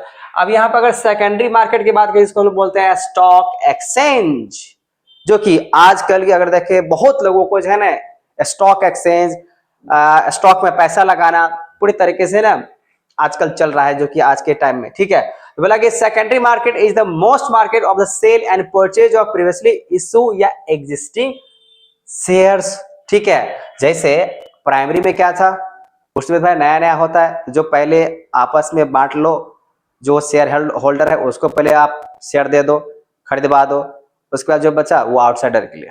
अब इसमें क्या है ना, इसमें कोई भी आ सकता है। सेकेंडरी में अगर बातें करें, इसमें कोई भी जिसको लग रहा है पहले था या नहीं था उसे मतलब नहीं, पहले वो परचेज शेयर किया है या नहीं किया है, वो क्या है नहीं उसे मतलब नहीं, वो परचेज आप कोई भी, मतलब सिंपल सी बात है, जो 18 साल 21 साल से लगभग या 18 साल से ऊपर जिसमें पैन कार्ड अगर बन जाते हैं, ठीक है ना, जब पैन कार्ड 21 साल के बाद अगर बन गया उसके हिसाब से आप क्या करो, आप ट्रांजेक्शन करना, स्टॉक मार्केट में पैसा लगाना शुरू कर सकते हो। द सेकेंडरी मार्केट्स बोला गया is the market for the sale and purchase of previously issued या existing securities. Under this market the securities are not directly issued by the company to the investor. The securities are sold by existing investor to their other investor. जो existing है वो तो भी लगा ही सकता है secondary market, जिसको हम लोग स्टॉक मार्केट के हिसाब से जानते हैं। उसके अलावा और भी अगर कोई है आउटसाइडर वो भी लगा सकता है। तो some time the investor need the cash and another investor want to the buy the share of the company as it could be not get the directly from the company, then both investor can meet the secondary market and exchange securities for the cash through the intermediary called broker. तो हम लोग जो share market में जो पैसा लगाते हैं वो एक ब्रोकर, मतलब आपको डीमेट अकाउंट सबसे पहले ओपन कराने होते हैं। जब आपका डीमेट अकाउंट बन जाता है, उस डीमेट अकाउंट के थ्रू आप किसी भी कंपनी के किसी भी बैंकिंग सिस्टम के द्वारा, आजकल तो बहुत सारे आते हैं जो कि ब्रोकर की बातें करते हैं, आखिर वो जो इंटरमीडिएट की बात करेंगे, जो इंटरमीडिएट रहता है ना, आप ग्रोथ की बात करें, ग्रोथ की बात करें, विरोधा की बात करें, ये सब के इंटरमीडिएट ब्रोकरेज की बातें कर सकते हैं, ब्रोकर की बात कर सकते हैं हम लोग। उसके ऐप के थ्रू हम लोग पैसा इन्वेस्टमेंट करते हैं, है कि नहीं। तो एक तरीके से सेकेंडरी मार्केट है, ठीक है। तो आजकल कोई भी सेकेंडरी मार्केट में आके पैसा अपना इन्वेस्ट कर सकते हैं, लेकिन प्राइमरी में वही लोग कर सकता था जो नया नया है या एग्जिस्टिंग में है, जो पहले से मौजूद है। नया नया मतलब क्या, वो उसी को कर सकता है ना जो उससे जुड़ा हुआ, ठीक है। लेकिन इसमें ऐसा नहीं है। चलो अब ये दोनों में हम लोग जो है थोड़ा सा डिफरेंसेस देख लेते हैं, जब प्राइमरी मार्केट और सेकेंडरी मार्केट। यहाँ से 2 मार्क्स है ना आपको डिफरेंस करने के लिए, 2 से 3 मार्क्स में आते हैं क्वेश्चन। तो बच्चों इसको ध्यान सुनो। सिक्योरिटीज ट्रेड, तो बोला कि प्राइमरी मार्केट में it involves the issue of securities by the new company. हमने बोला भाई इसमें सिर्फ और सिर्फ जो प्राइमरी मार्केट होता है उसमें बोला कि न्यू कंपनी और new issue of securities by existing company to the investor होता है। इसमें बोला गया है involve trading existing shares only, ठीक है, ट्रेड कर सकता है इसे, ठीक है। अब यहाँ पे कंपनी का इन्वॉल्वमेंट भी अगर बात करें, securities are sold by the company to the investor direct होता है। तो जो भी अगर कंपनी वाले होते हैं तो बोला कि जो भी बेचना चाहता है कंपनी वाला डायरेक्ट इन्वेस्टर को बेचेगा। इसमें ऐसा है, बोला गया सेकेंडरी में ownership of existing securities is exchange between the investor, the company is not involve. तो सेकेंडरी मार्केट में कंपनी इन्वॉल्व नहीं रहता है, इन्वेस्टर तो रहेगा जो इन्वेस्ट किया। आगे अगर देखें इसमें कैपिटल फॉर्मेशंस की अगर बात है बच्चा, तो प्राइमरी मार्केट में बोला गया इट डायरेक्टली प्रमोटर्स, जब आप प्रमोट्स की बात करते हैं, it directly promotes capital formation. इसमें सीधा सीधा प्राइमरी में क्या होता है, कैपिटल फॉर्मेशन की बात होता है। इसमें बोला गया ये इनडायरेक्टली प्रमोट्स होता है कैपिटल फॉर्म, इनडायरेक्टली, क्योंकि इसमें तो डायरेक्ट ना कंपनी करें तो सेल या परचेज जो भी करेगा प्राइमरी में तो डायरेक्ट इन्वेस्टर को देगा, लेकिन इसमें थर्ड पार्टी के द्वारा किया जाता है। तो इसमें हम कह सकते हैं ये इनडायरेक्टली है ना, इसमें भी कैपिटल फॉर्मेशन होगा लेकिन इनडायरेक्टली, इसमें डायरेक्टली नहीं होगा। फिर इसमें अगर देखें बाइंग एंड सेलिंग का, तो only buying securities takes place. यहाँ बोला गया सिर्फ जो है ना सिक्योरिटीज टेक यहाँ पे जो है ना उसी जगह पे, लेकिन बोला कि इसको आप जो है ना ऑनलाइन ऑफलाइन मतलब both buying and selling of security take place. यहाँ पे बाइंग और सेलिंग दोनों होता है। यहाँ पे अगर देखें तो बाइंग होता है, यहाँ पे सेलिंग नहीं होता है। प्राइस डिटर्मिनेशन की बातें करें प्राइमरी मार्केट में, the price are determinable determined by the management of the company. Company के जो मैनेजमेंट होता है उसी के द्वारा जो अगर कहें दर, या तो कहें हम यहाँ पे प्राइस जब बेचने के लिए वो तय किया जाता है, कंपनी के मैनेजमेंट के द्वारा प्राइस को तय किया जाएगा जो मुझे कितना में बेचना है या खरीदने वाला खरीदता है, ठीक है। इसमें बोला गया price are determined by the forces of demand and supply of the securities. तो जो भी सिक्योरिटीज पे आप पैसा इन्वेस्ट किया तो उसके डिमांड और सप्लाई के ऊपर डिपेंड करता है, मार्केट तरीके से बोल सकते हैं, मार्केट पर डिपेंड करता है। लोकेशन के लिए अगर बात करें, it has no fix geographical location, इसके लिए कोई ज्योग्राफिकल लोकेशन नहीं होता है। इसके लिए बोला गया it has fix geographical location. जैसे मुंबई स्टॉक एक्सचेंज की बातें करते हैं हम, अगर बिहार से अगर हैं तो हम कह सकते हैं मगध स्टॉक एक्सचेंज की बातें कर सकते हैं। तो ये फिक्स ज्योग्राफिकल कंडीशन दिया गया, इसमें ऐसा नहीं है कहीं भी जाके भी अपना मार्केट को अगर कहें तो बेच सकता है, मतलब पैसे। स्टॉक एक्सचेंज जैसे कि आप यहाँ देख रहे हो एप्लीकेशन के थ्रू, ये जो दिख रहा है आपको, ठीक है ना, ये एप्लीकेशन के थ्रू होता है और यहाँ पे आप परचेज या सेल कर सकते हो। चलो हम लोग यहाँ बात कर लेते हैं स्टॉक एक्सचेंज की। तो बोला गया according to the securities contract and regulation act 1956, इस डेट को अच्छे तरीके से याद रखना बच्चा। According to the securities contract and regulation act, जिसमें बोला गया stock exchange defined as organisation या body of individuals whether incorporated या नॉट। इनकॉर्पोरेटेड मतलब वो इनकॉर्पोरेटेड ऑर्गेनाइजेशन है या नहीं है। कॉन्स्टिट्यूटेड बोला गया for the purpose of assisting regulating और controlling of the business of buying and selling dealing in the security. खरीदना बेचना एक सिक्योरिटीज पर्पस के हिसाब से, सिक्योरिटीज के हिसाब से लगाया जाता है, बेचा जाता है, ठीक है ना, ये कॉन्ट्रैक्ट बना लेता है, उसी को हम लोग स्टॉक एक्सचेंज कह सकते हैं। स्टॉक एक्सचेंज जैसे कि आपको पता होगा जो ऑनलाइन जो हम लोग बातें करते हैं, मार्केट में पैसा लगाते हैं, निकालते हैं, बेचते हैं स्टॉक एक्सचेंज, ठीक है ना। आप टाटा में पैसा लगाते हो, रिलायंस में लगाते हो, या जो भी छोटे मोटे अगर कहें, चाहे वो लार्ज कैप की कंपनी हो या स्मॉल कैप की कंपनी हो, आप उसमें स्टॉक एक्सचेंज के बाद स्टॉक को परचेज करते हैं, आप फिर वहीं पे हम कहें तो बेचते हैं, खरीदते हैं, बेचते हैं, खरीदते हैं, ठीक है ना। वो इसी का बात कर रहे हैं, ठीक है। इसके फंक्शंस क्या है, स्टॉक एक्सचेंज की बात करें जो कि सेकेंडरी मार्केट में आता है, इसके फंक्शंस क्या है, तो बोला कि सेफ्टी ऑफ ट्रांजैक्शन। ये जो स्टॉक मार्केट होता है ये सेफ्टी ऑफ ट्रांजैक्शन, इसमें किसी भी तरीके से प्रॉब्लम की बात नहीं है, आराम से ट्रांजैक्शन किया जा सकता है। कंट्रीब्यूशन ऑफ इकोनॉमिक ग्रोथ, इसमें भी इकोनॉमिक ग्रोथ होता है। और बोला कि स्प्रेडिंग ऑफ इक्विटी कल्चर अगर बातें करें तो stock exchange encourage people to invest in the ownership security by regulating and new issue of better trading practices and educating the public about the investment।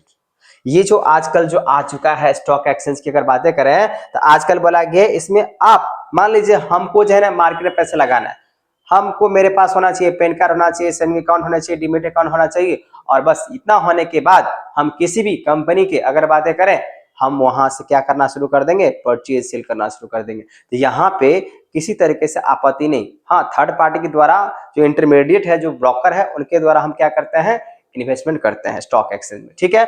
यही होता है, इसमें रेगुलेटिंग है, new issue हो या ओल्ड हो, बेटर ट्रेडिंग प्रैक्टिसेस हो जाता है, सीख लेता है पब्लिक जो है ना, इन्वेस्टमेंट करना सीख जाता है।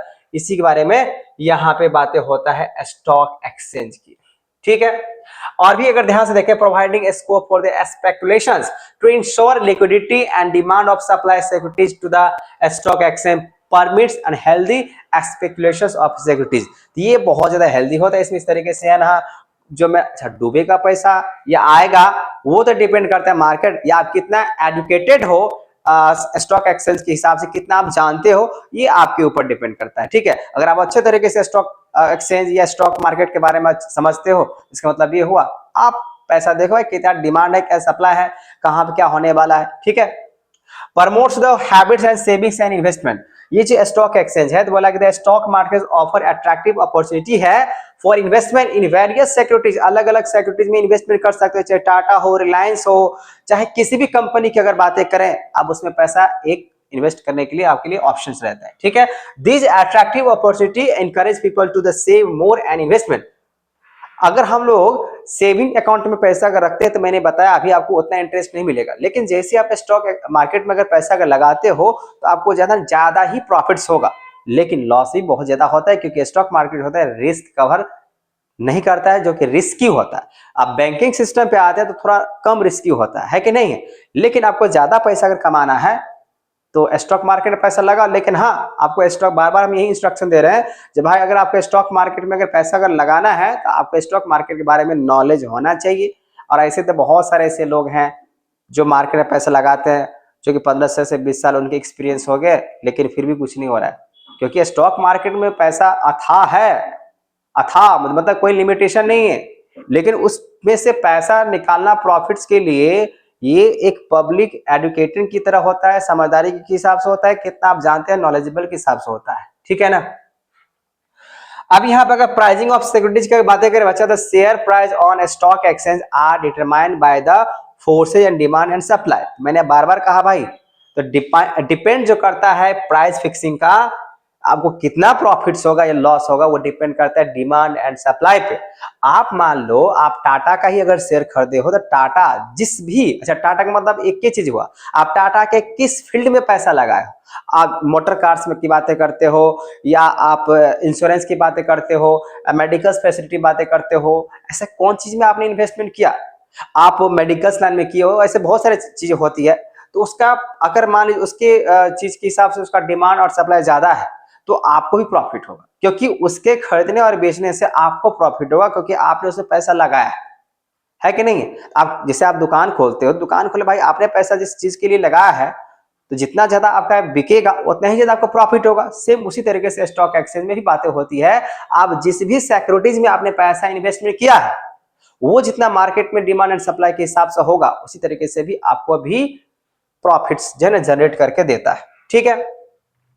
सिलेक्शन ऑफ द ब्रोकर्स, ये तो भाई सबसे कठिन समस्या होता है, क्योंकि कठिन समस्या यही है जो हम लोग सिलेक्शंस करने में चूक जाते हैं।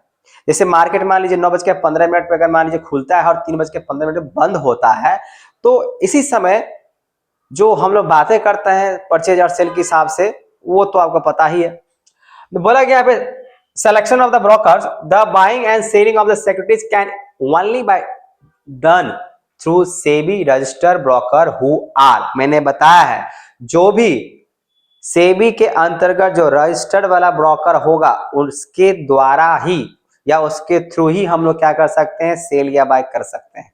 अपने मन से कहीं से नहीं कर सकते हैं, क्योंकि हम डायरेक्ट इन्वॉल्व नहीं, हम प्राइमरी बातें नहीं, हम लोग सेकेंडरी में आते हैं। हम लोग मतलब क्या, जो जनरल पब्लिक है वो डायरेक्ट जन इन्वॉल्व इन्वेस्टर में नहीं। आप रिलायंस की बातें करें तो प्राइमरी में आ जाएगा, ठीक है ना। टाटा की बात करें वो प्राइमरी में आ जाएगा। जो बड़े बड़े लिस्टेड कंपनी है जिसका मार्केट में अगर बात करें स्टॉक लिस्टेड है, तो वो तो भाई प्राइमरी है। और हम लोग का कंपनी, हम लोग कहने मतलब मेरा भी कोई कंपनी नहीं, इस तरीके से बातें कर रहा हूँ। उसी तरीके से अगर मान लीजिए आप अगर बच्चे पढ़ाई कर रहे हैं तो आपको भी फिलहाल कंपनी नहीं होगा, मे बी मान लीजिए कोई कोई बच्चे ऐसे होते हैं कंपनी के बारे में पहले सोच लेते हैं, खासकर कॉमर्स का पढ़ रहे हैं तो, ठीक है ना, और वो बनाना भी शुरू करते हैं, ठीक है ना। तो इसमें अगर मान लीजिए आप ये कहना चाह रहे हो सेल और बायज है ना डायरेक्टली प्राइमरी मार्केट में होता है, ये तो सेकेंडरी मार्केट है। जैसे सबके पास कंपनी होते नहीं, तो क्या करेगा भाई, जो भी कंपनी मार्केट में लिस्टेड है स्टॉक मार्केट में, उसमें हम लोग क्या करते हैं, पैसा लगाना शुरू कर देते हैं, है ना। तो सिलेक्शन कैसे होगा, कैसे हम लोग समझेंगे ये जो सिक्योरिटीज वाले मार्केट्स हैं, ये कंपनी है अच्छा है या बुरा है, इसके कुछ बातें हैं। लेकिन सबसे बड़ी बात क्या है, जो सेबी के अंतर्गत जो रजिस्टर्ड होगा ब्रोकर, उसी को ध्यान रखना है। The broker can be an individual partnership form corporate bodies, so the first step is to select broker who will buy sell securities on behalf of the investor या speculator। जो investor होता है, जो इन्वेस्टर होगा उसी को हम speculator भी बोल सकते हैं। Before placing an order with the broker the investor has to provide others details and information. This includes, देखो यहाँ पे बोला गया, यहाँ पे जो हम लोग बाइंग और सेलिंग की जो बातें करते हैं, ब्रोकर हु विल बाय और सेल, हम लोग जो है ना बाय और सेल, जैसे हम लोग तो सिर्फ ऑर्डर प्लेस करेंगे, लेकिन जो ब्रोकर होगा, जो थर्ड पार्टी होगा, वही ने मेरा काम करके देगा, वो पैसा हम लोग का मार्केट में लगाएगा थर्ड पार्टी। तो वो हम लोग का पैसा लगाएगा, तो उसके ऊपर डिपेंड करता है कब बेचना है, क्या करना है, मार्केट लॉस में चल रहा है, प्रॉफिट चल रहा है, वो आपको एक इंडिकेशन लेके देगा एप्लीकेशन जो मोबाइल में हम लोग या कंप्यूटर पे देख सकते हैं। बोला गया पैन नंबर होने चाहिए आपके पास, ठीक है, dates of birth and address, educational qualification, occupations, residential status, bank accounts details, name and any other brokers with the whom register and depository account details etc. After taking this information, the broker open your trading account in the name of the investor, जिसको demat account बोलते हैं, trading account आपको खोल दिया जाएगा। ये सब जरूरत है भाई, ये सब जो है ना ब्रोकर को जरूरत है। तो ब्रोकर आपसे ये सारा डिटेल्स लेगा। अब ये सारा डिटेल्स जब ब्रोकर ले लेगा, ब्रोकर मतलब थर्ड पार्टी, आप एक पब्लिक होगे, आप पैसा लगाना चाहते हो, तो पैसा अगर आप लगाना चाहते हो, जो ब्रोकर होगा ना, तो ब्रोकर जैसे मान लीजिए आप ग्रो ऐप की बातें करते हैं या जीरोधा की बातें करते हैं, ठीक है ना, तो वो आपसे बोलेगा भाई ये सारा डॉक्यूमेंट्स फिल करो, तभी आपको हम इन्वेस्टमेंट करने देंगे, तभी आपको जो है ना स्टॉक मार्केट में जो भी परचेज या सेल की बात होता है या डीलिंग होता है वो तभी कर पाएंगे जब आप ये सारे डिटेल्स, ये सारे रिक्वायरमेंट्स आप थर्ड पार्टी को, जो ब्रोकर होते हैं, ब्रोकर मतलब जो थर्ड पार्टी है, जैसा मैंने बोला ग्रो ऐप की बोलो, जीरोधा बोलो, सब क्या है एक तरीके से ब्रोकर्स होते हैं, तो उसको आपको देना पड़ेगा, तभी जो है ना आपके डीमेट अकाउंट ओपन होंगे, ट्रेडिंग अकाउंट ओपन होंगे, तब आप उसमें एक्सचेंज कर सकते हो, ठीक है। ओपन डीमेट अकाउंट, ठीक है, वही इसको मैं बात कर रहा हूं। बोला कि demat account refers to the account which can Indian citizen must open with the depository participant to the trade to in listed security in electronic form. तो बोला कि भाई अगर आप वही, अगर आपको लग रहा है जो आपको जो है ना मार्केट स्टॉक मार्केट पैसा लगाने हैं, उसके लिए आपको डीमेट अकाउंट खुलवाने पड़ेंगे। तो उसके लिए आपको पहले सेविंग अकाउंट चाहिए। जब सेविंग अकाउंट किसी भी कंपनी के बैंक में आप सेविंग अकाउंट ओपन करवाओ, अब डीमेट अकाउंट खुलवाने हैं तो बैंकिंग वाले भी, आजकल बैंक वाले भी डीमेट अकाउंट ओपन करवा देते हैं, ठीक है ना। आप किसी भी कंपनी करवा लो, या अगर हम कहें तो जिस कंपनी जिस जो भी ब्रोकर है उसके द्वारा आप करवाना चाहते हो तो वो भी कर देता है, ठीक है। तो hence the second step the trading बोला कि procedures is to open demat account. पहला तो आपको हुआ ये सारा इंफॉर्मेशन दे दो, और दूसरा हुआ आपको डीमेट अकाउंट ओपन करवा दो। The securities are held in electronic form depository, जिसको डिपोजिटरी अकाउंट भी कहते हैं। डिपोजिटरी इज एन इंस्टीट्यूशंस या organizations which hold securities. At present ध्यान से देखिएगा, it at present in India there are two depository, जो पैन कार्ड की हम लोग बातें करते हैं, नेशनल सिक्योरिटी डिपोजिटरी लिमिटेड, एक तो ये बनाता है, ठीक है ना, ये पैन कार्ड भी बनाता है, जैसे एनएसडीएल एक तरीके से डिपोजिटरी है ना हम लोग का। फिर बोला कि central depository service limited, there is no direct contact between the depository and the investor, the depository interact with the investor through the depository participant only. तो जो भी डिपोजिटरी पार्टिसिपेंट होगा, जैसे अगर मान लीजिए आप यहाँ पे देखो नेशनल सिक्योरिटीज डिपोजिटरी जो कि एनएसडीएल की बात कर रहे हैं, ठीक है ना। उसी तरीके से अगर बात करें सेंट्रल डिपोजिटरी सिक्योरिटी, जैसे कि मैंने बात करी यहाँ पे सीरियस सेंट्रल डिपोजिटरी सिक्योरिटी दो है।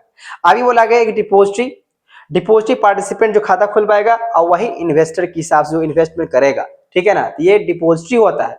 तो इंडिया में दो डिपोजिटरी सिस्टम है, इसके द्वारा पहले आपको डीमेट अकाउंट या पहले जो है ना इसके हिसाब से आपको डिपोजिटरी अकाउंट जो है ना पहले ओपन करवाना पड़ेगा। उसके बाद चाहे आप एनएसडीएल के द्वारा करवाओ या सीडीएसएल के द्वारा करवाओ, करने के बाद आप पैसा जो डीमेट अकाउंट में रखोगे वो डीमेट अकाउंट से पैसा आपके मार्केट में जो भी जिस कंपनी में आप सेल या परचेज करना चाहते हो, सिक्योरिटीज लेना चाहते हो, वो करेगा, ठीक है। प्लेसिंग एन ऑर्डर, तो प्लेसिंग एन ऑर्डर जो भी आपको लगेगा भाई ये मेरे लिए ना बेस्ट प्राइस है, ठीक है ना, तो उसके हिसाब से आप क्या कर सकते हो, उसको जो भी आपको मैच कर जाएगा, ठीक है। तो बोला कि यहाँ पे after opening the demat account the investor can place the order, the order can be place with the broker, either personally भी कर सकता है या फोन के द्वारा, ईमेल के द्वारा। Investor must be place the order very clearly specifying range price, आपको कितने प्राइस पे एक शेयर का अगर मान लीजिए वैल्यू अगर 20 रुपया है, 30 रुपया है, 100 रुपया है, तो आपको कितने शेयर्स चाहिए, आप जितने शेयर्स चाहिए प्राइस आपको डिसाइड करना पड़ेगा। हाँ मेरे लिए बेस्ट प्राइस है, हम इतना पे क्या कर सकते हैं, मार्केट में पैसा लगा सकते हैं, तो आप उसको लगाओ, ठीक है। So after opening the demat account investor जो है ना ऑर्डर को प्लेस करेगा। The investor must place the order very clearly specifying the range price at which securities can be bought या sold। मैच शेयर करना चाहिए जो लगेगा हाँ मेरे रेंज की है, मैं यहाँ पे पैसा लगा सकता हूं, मेरे लिए सही रहेगा ये मार्केट, ठीक है ना, तो ही आप जो है ना तभी ही आप क्या कर सकते हैं, मार्केट में पैसा लगा। एग्जीक्यूटिंग द ऑर्डर, आप एग्जीक्यूट करो, उसमें देखो समझो, ऐसा भी नहीं होता है जैसे इंट्राडे में क्या होता है, एक तो हो गया भाई एसआईपी करा लो, एसआईपी आपको सिस्टमैटिक जो बातें करते हैं आप सिस्टमैटिक तरीके से आप पैसा हर एक महीने आप पैसा पे कर रहे, जमा कर रहे, वो भी एक तरीके से मार्केट से जुड़ा हुआ था, जैसे जैसे मार्केट बिहेव करेगा वैसे वैसे एसआईपी का अमाउंट घटेगा बढ़ेगा, ठीक है। जिसमें रिस्क अगर कहें तो बहुत कम रहता है, लेकिन हाई रिस्क की अगर बातें करें से आप पैसा कैपिटल मार्केट में लगा रहे हो, बड़ा रेंज के लगा रहे हो, ठीक है ना, इंट्राडे पे लगा रहे हो, इंट्राडे मतलब कि एक ही दिन के अंदर जो है आप परचेज या सेल करके खत्म करती 9:15 पे शुरू करो और 3:15 से अंदर पहले ही आप उसको परचेज करो, सेल करो, जो भी करना है, लॉस पे परचेज करो या गेन पे करो, वो आपके ऊपर डिपेंड करता है, जो भी आपको अच्छा लगता है, ठीक है ना। तो आपको देखना पड़ेगा जो आपके लिए बेस्ट प्राइस क्या है, कहाँ पे आप सेल करोगे, कहाँ पे आपको परचेज करोगे, वो तो सीखने के बाद ही पता चलेगा। मार्केट में हम यही कहना चाहेंगे, आप 12th में हैं और आपको ये पता नहीं है तो आप इतना समझ जाओ, तो आपको मैच करना पड़ेगा सर मेरे लिए सही क्या है, मेरे लिए गलत क्या है, हम कितने पैसे के रेंज में अपना शेयर्स को परचेज करके उसको बेचें या खरीदें, ठीक है। तो when the shares can be bought and sold at the price mentioned, it will be the communicate to the broker terminal and the order will be executed electronically, and the broker will issue and trade confirmation slip to the investor। तो यही है, आपको order confirm करना पड़ेगा। जो देखो भाई, जैसे मान लो आप बार बार कह रहा हूं मैं, मान लीजिए आप रिलायंस का कोई एक शेयर परचेज करना चाहते हैं, रिलायंस में अगर मान लीजिए आप कम्युनिकेशंस वाले पे चले गए, या आप अगर बात कहें तो आप कोई शॉप की बातें करते हैं, स्टोर की बातें चले गए, या कोई पेट्रोकेमिकल्स वाले में चले गए, तो आपको जो भी आप गए हैं उस लिस्ट में, तो उस लिस्ट में आपको देखेंगे जो है इसका प्राइस एक शेयर का इतना है, तो मुझे कितना शेयर्स लेने हैं, इस कंपनी का ग्रोथ क्या है, वो सब डिटेल चेक करने के बाद आपको इन्वेस्ट करना है। अच्छा, वो सब डिटेल कहाँ से मिलेगा? जो थर्ड पार्टी जो ब्रोकर है वो ऑलरेडी डिटेल्स पहले से लिस्ट करके रखता है। देखो भाई, अभी का ये आपका ऐसा ऐसा जो इस कंपनी का हालात है, आपको इन्वेस्टमेंट करना है तो करो। इसका 5 साल का growth, gain, loss, profit loss ये है कि नहीं? तो आपको लगेगा भाई हाँ भाई सही है गलत है, उसके हिसाब से आप उसको इन्वेस्ट कर सकते हो। ठीक है। अब बोला कि इश्यू ऑफ कॉन्ट्रैक्ट नोट्स, तो बोला यहाँ पे after the trade has been executed the broker issue the contract note with the 24 hours में उसको मिल जाएगा।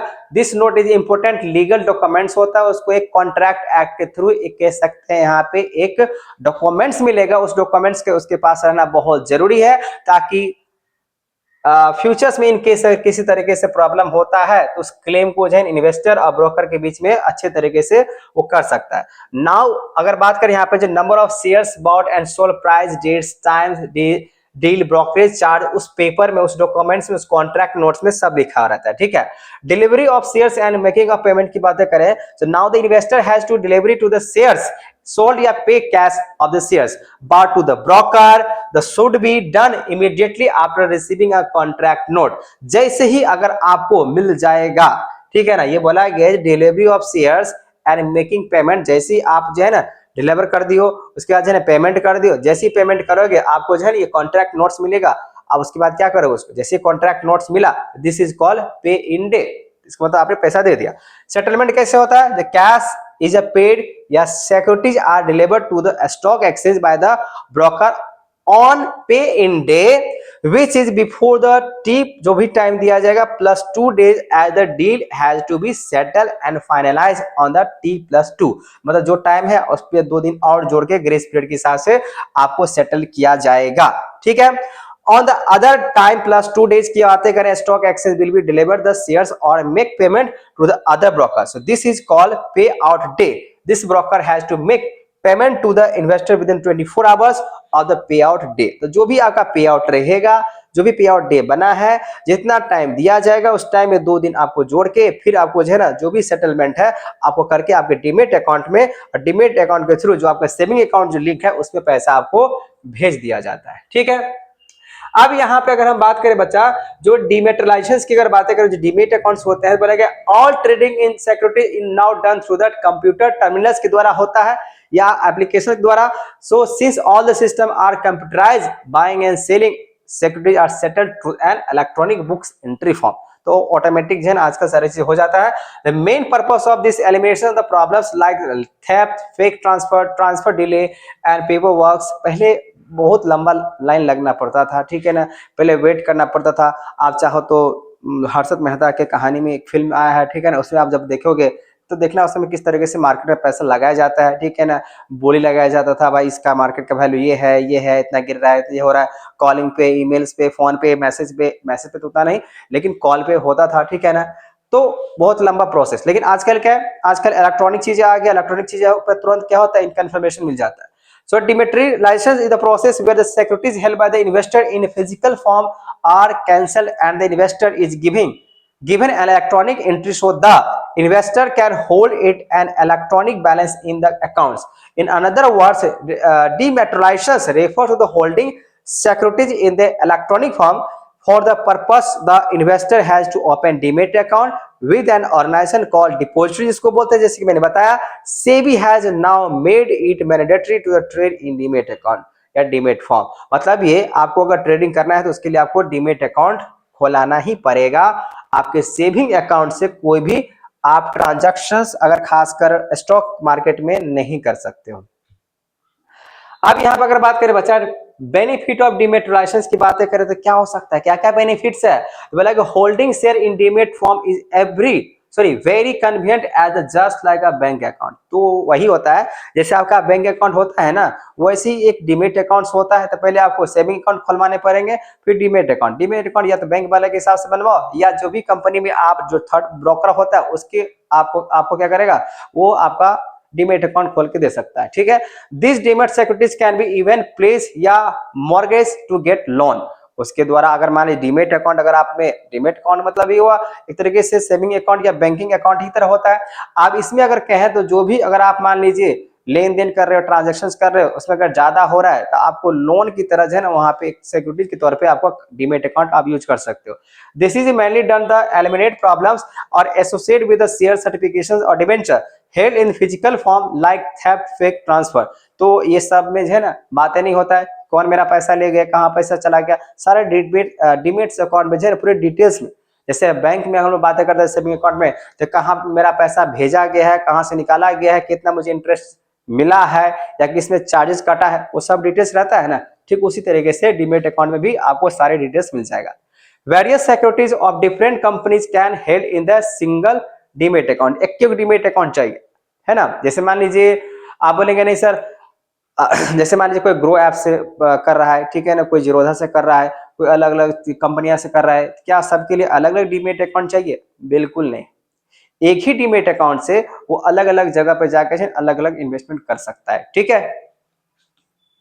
अब यहां बोला गया डिपोजिटरी, तो डिपोजिटरी सिस्टम कंसिस्ट, अगर देखें तो depository is the apex organisation या unit is the depository. Apex मतलब चोटी, जो सबसे ऊंचा शिखर पे, मतलब सबसे ज्यादा मेन अगर बात करें ये डिपोजिटरी होता है, ठीक है।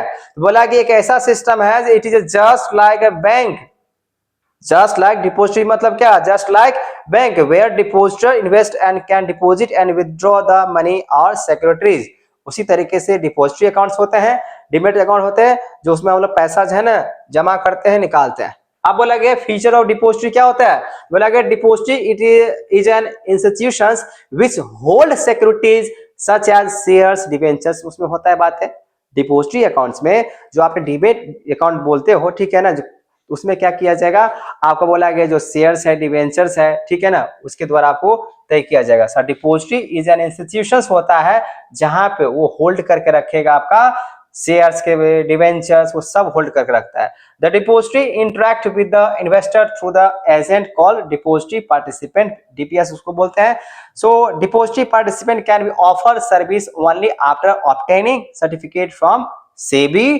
फिर बोला कि investor have to open a depository account with any DP called demat account, ठीक है। इन्वेस्टर जो होता है वो ओपन करा सकते हैं depository account with any DP, जिसको बोलते हैं डीमेट अकाउंट। तो पहले डिपोजिटरी अकाउंट, उसके अंदर में होता है डीमेट अकाउंट। तो एक तरीके से वही हुआ।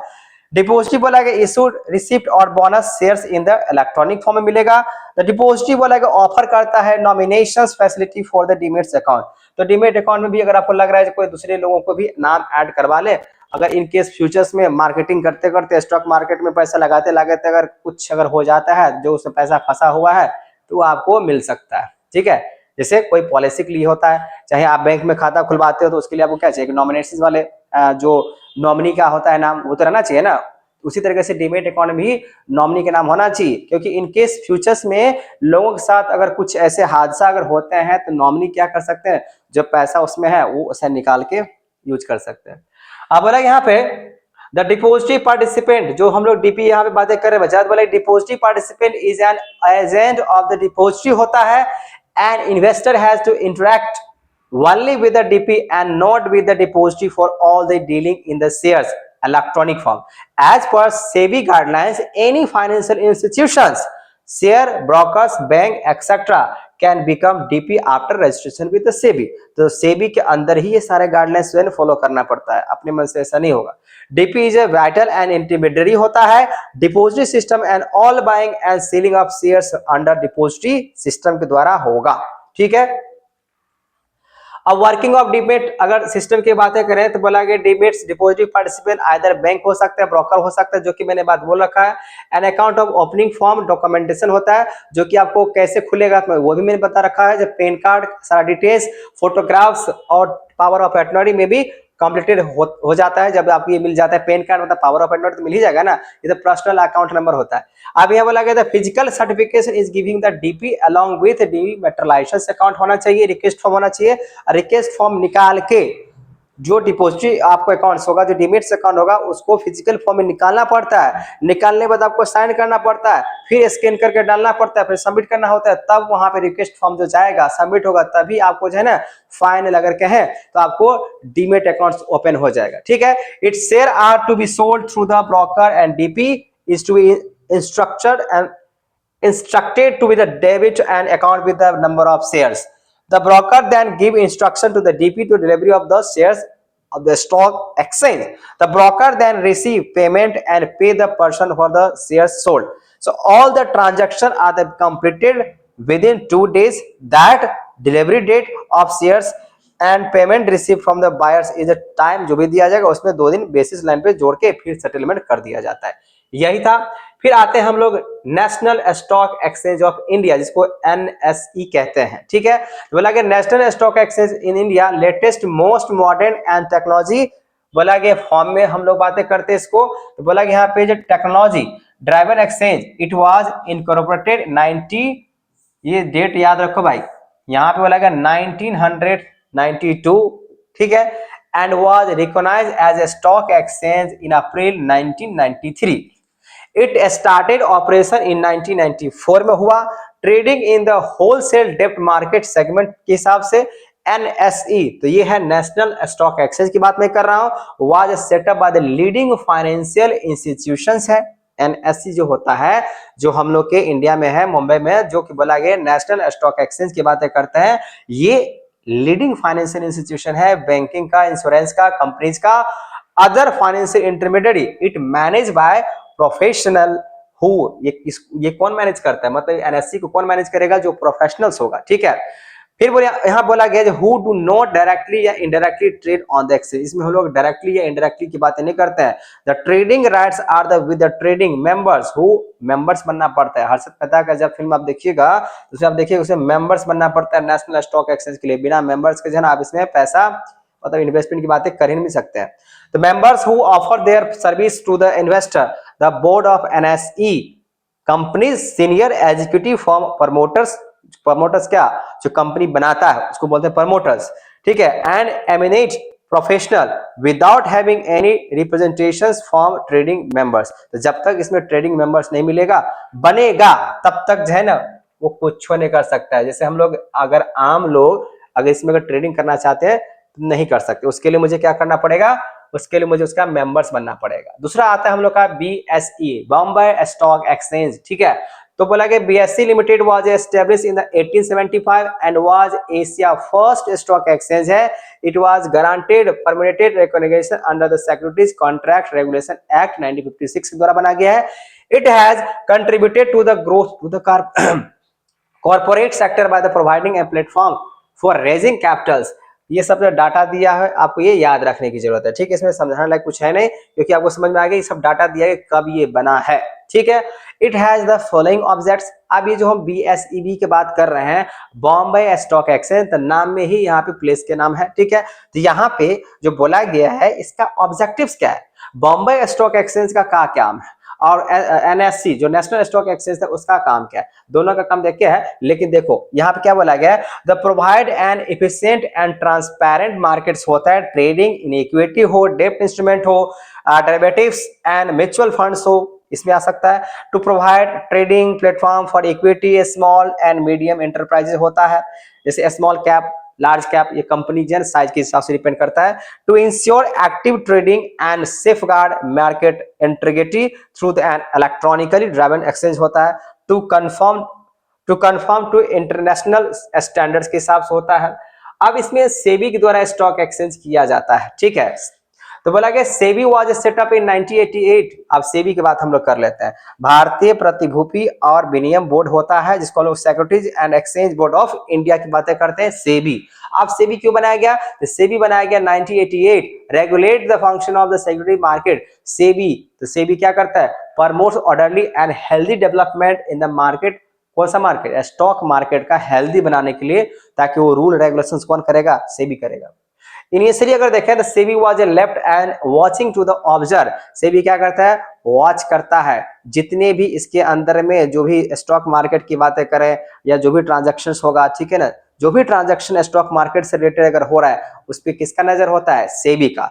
So as a result in May 1992 SEBI was granted legal status.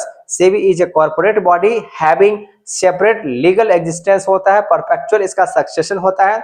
ये जब से हर्षद मेहता कहानी हुआ ना उसके बाद ही है 1992 में जो है सेबी जो है ना एक तरीके से ग्रांटेड। इससे पहले जो था मार्केट पूरे तरीके से आप देख लेना, पता चल जाएगा कैसा मार्केट था। रीजनेबल बोला गया for the establishment of SEBI, ये रीजनेबल्स है। बोला गया with the growth in the leading dealing with the stock market lots of malpractices, मतलब कह सकते हैं भ्रष्टाचार, इधर उधर बहुत सारे बातें हो रहा था ना, तो उसके हिसाब से ये सेबी आया था। उसके बाद सेबी आया था, मतलब मार्केट में पूरे तरीके से कालाबाजारी, ठीक है ना, मार्केट में पूरे तरीके से कालाबाजारी हो गया था, उसके बाद ही से ना ये सेबी की बात आया था। फिर बोला यहाँ पे in the stock market such as price, अगर बात करें ragging unofficial premium, new issue, delay in delivery of shares, violation of rules and regulation of the stock exchange and listing requirement, ये सब कंट्रोल करता है, जो वायलेट करेगा इस तरीके से। Due to this malpractices customers started to lose confidence and faith the stock exchange. So hence the governments of India decide to set up an agency to keep check on the such malpractices and protect the interest of investment, which is known as SEBI. मतलब यही हुआ, सेबी क्या करता है, SEBI stock exchange या जो भी financial markets होते हैं उसमें ये नजर रखता है। जैसे आरबीआई, तो आरबीआई क्या होता है, तो रिजर्व बैंक ऑफ इंडिया, जो बैंक ऑफ बैंकर्स होता है, जो क्या होता है, जितने भी बैंक होता है उस बैंक पे नजर रखते हैं। मतलब आरबीआई का काम क्या है, जितने भी बैंक्स हैं उस सब पे नजर रखेगा, सबको कंट्रोल करेगा, ठीक है। उसी तरीके से सेबी क्या होता है, जितने भी स्टॉक एक्सचेंज की बातें होता है, स्टॉक मार्केट की बातें होता है, फाइनेंशियल मार्केट की बातें होता है, तो ये सेबी क्या करता है, जो कि इंडियन गवर्नमेंट के द्वारा, सेंट्रल गवर्नमेंट के द्वारा ये बना हुआ एक एजेंसी होते हैं, जो कि कंट्रोल रखता है कि कहीं पे किसी तरीके से मैल प्रैक्टिसेस की बातें तो नहीं हो, ठीक है ना, कहाँ कहीं पे कालाबाजारी की बातें नहीं हो, ये कंट्रोल करता है, ठीक है। अब यहाँ पे आते हैं purpose and role of SEBI, जो कि मैंने बता दिया, ठीक है। बोला गया to keep check and such malpractices and protected the interest of investor, ठीक है। SEBI was set up to meet the needs of three group, issuer मतलब जो इशू करता है, for issue to provide the market place in which they are they can raise finance fairly and easily. फिर होता है investor, तो for investor is to provide protection and supply accurate and correct information. फिर होता है intermediary होता है। Objective of SEBI क्या है, तो हम बोला गया to regulate stock exchange and security industry, ये भी मैंने बता दिया। जिसका ऑब्जेक्टिव उद्देश्य क्या है, तो उद्देश्य आप यही कह सकते हैं, ओवरऑल ऑब्जेक्टिव यही होता है सेबी का, जो प्रोटेक्ट करता है मार्केट को, जो भी इन्वेस्टर होता है उसको, जो प्रमोटर्स होता है उसको, ठीक है, और स्टॉक एक्सचेंज और रेगुलेट जो है एक्टिविटी जितने भी मार्केट में होगा उसको ये क्या करेगा, कंट्रोल करेगा। फंक्शन की अगर बातें करें तो बोला गया प्रोटेक्टिव फंक्शन इसका, सेबी का जो मेन काम है वो प्रोटेक्टिव है, वो प्रोटेक्ट करेगा, डेवलपमेंट करेगा, ठीक है ना, और रेगुलेट करेगा, चलाएगा, यही होता है, ठीक है। उसके बाद अगर हम बात करें बच्चा प्रोटेक्टिव फंक्शंस में, ये तो समझ में आएगा, प्रोटेक्ट तो करेगा ही। बोला कि चेक ऑफ प्राइस रैंकिंग, कहीं पे भी अगर प्राइस का अगर कहीं पे रैंकिंग अगर हो रहा है, जो price ranking refer to the manipulating, market में तो वैसे पता ही है मैनिपुलेटिंग होते रहता है, the price of security with the main objective of inflating या depressing the market price of securities. So SEBI prohibits the such practice because this can be defraud, कहीं फ्रॉडगिरी तो नहीं हो रहा है, प्रॉफिट से इनसाइडर कोई ट्रेडिंग तो नहीं है, कभी कोई ऐसे होता है ना इनसाइडर ट्रेडिंग होता है, मतलब मार्केट बढ़ने वाला है या घटने वाला है वो उस पर कंट्रोल करेगा, ठीक है ना। ये नहीं जो भाई मुझे मार्केट में पता था जो ऐसा होने वाला है, और बस जैसे हर्षद मेहता, बार बार मैं एग्जाम्पल ले रहा हूँ हर्षद मेहता का, क्योंकि उसमें ऐसे ही होता है, उसको सब पता है, वो इनसाइडर, मतलब मार्केट के अंदर में वो रह के मार्केट कल क्या रहेगा नहीं रहेगा उसको पहले से पता था, और उसके हिसाब से है ना सारा टेलीफोन पे ही या सामने में अगर कहें तो बातें करके डील करता था, बहुत ज्यादा प्रॉफिट कमा लिया मैनिपुलेट करके ठीक है। तो जब से ऐसा कहानी बना तो उसमें जो है ना सेबी आता है, फिर उसको कंट्रोल करता है। रेगुलेट फंक्शन समझ में आ गया, ठीक है। तो यहाँ पे सेबी का जो है ना बहुत सारे मैंने इस तरीके से इंफॉर्मेशन मैंने आपको दे दिया।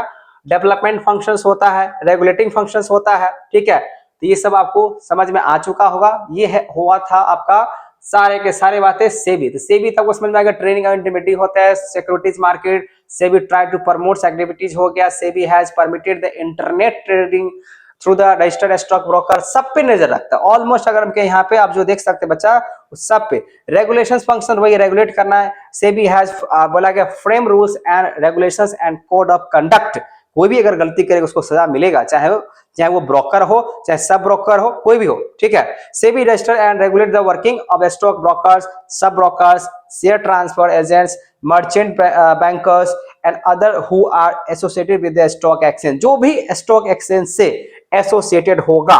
सब पे जन ये काम करता है, सबको ये रेगुलेट करेगा, सब पे काम करेगा। ठीक है, तो आई होप आपको यहाँ पे और इस चैप्टर में मैंने समझाने का कोशिश किया। ठीक है, और जहां तक आपको समझ में आ गया बहुत अच्छी बातें हैं। और प्लीज इस वीडियो को ज्यादा से ज्यादा बच्चों को शेयर करें समझने के लिए, क्योंकि एग्जामिनेशन बहुत नजदीक आने वाला है। ठीक है, थैंक यू।